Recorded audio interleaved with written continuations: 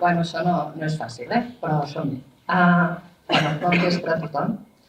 En primer lloc, volia agrair al Diari de Terrassa aquest reconeixement dins la categoria Gent de Terrassa. Realment el rebo amb molta il·lusió. Gràcies, de veritat, al Diari de Terrassa.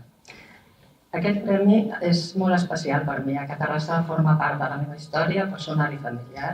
La meva família materna és de Terrassa, és terrassenca, i he pogut desenvolupar en aquesta ciutat gran part de la meva vida professional.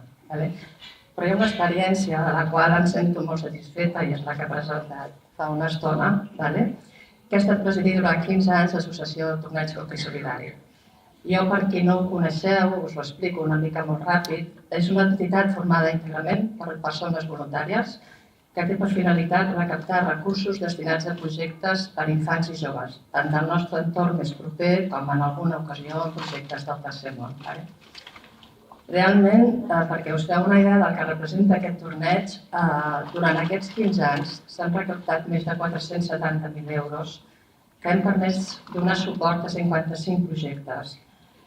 Han passat a més de 13.000 inscripcions, la major part nens i nenes. Això ens omple d'orgull perquè realment aquest torneig està pensat perquè el concepte solidari arribi a tots els nens i nenes del nostre entorn.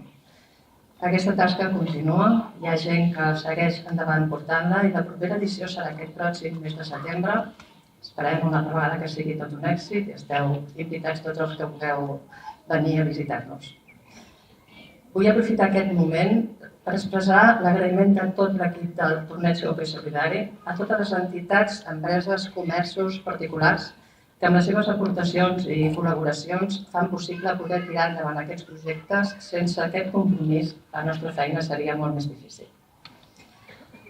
Bé, finalment, voldria dedicar aquest reconeixement a la meva família, que sempre està al meu costat, però sobretot el vull fer extensiu a totes les persones que d'una manera altruista i voluntària treballen per donar una mica de llum als sectors més vulnerables de la nostra societat. Jo crec que s'ho mereixen tots ells. Gràcies per tot.